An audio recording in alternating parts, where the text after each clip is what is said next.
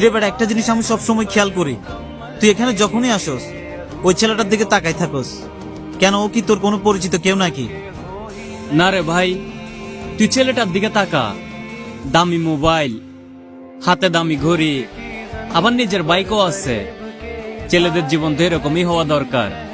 হ্যাঁ রে বন্ধু, তোর কথা ঠিক আছে, কিন্তু আমি একটা জিনিস নোটিস করলাম, ছেলেটা সবসময় এখানে মন খারাপ করে বসে থাকে। চল তো গিয়ে একটু দেখে আসি। আচ্ছা চল, আজকে গিয়ে জিজ্ঞাসা করে দেখি। ভাই আসসালামু আলাইকুম, কেমন আছেন ভাই? ওয়ালাইকুম সালাম। এই তো ভালো, তোমাদের কি অবস্থা? এই তো ভালো ভাই। আপনি কি আমাদেরকে আগে থেকেই চিনেন?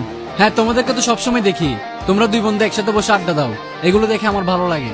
কিন্তু ভাই আপনার সবসময় দেখে আপনি এই জায়গার মধ্যে মন খারাপ করে বসে থাকেন, কি সমস্যা ভাই? আপনার তো দামি মোবাইল আছে, নিজের বাইকও আছে, কিন্তু আপনার মন খারাপ কেন? দেখো ভাই, আমার গাড়িও আছে, দামি আইফোনও আছে, মোটামুটি টাকা পয়সাও আছে, কিন্তু আমি বুঝতে পারি না আমার বন্ধুরা আমার সাথে মিশতে চায় না কেন। সেজন্য আমার থেকে একা লাগে। তোমরা কি আমার বন্ধু হবা? जिसको जो भी मिलता है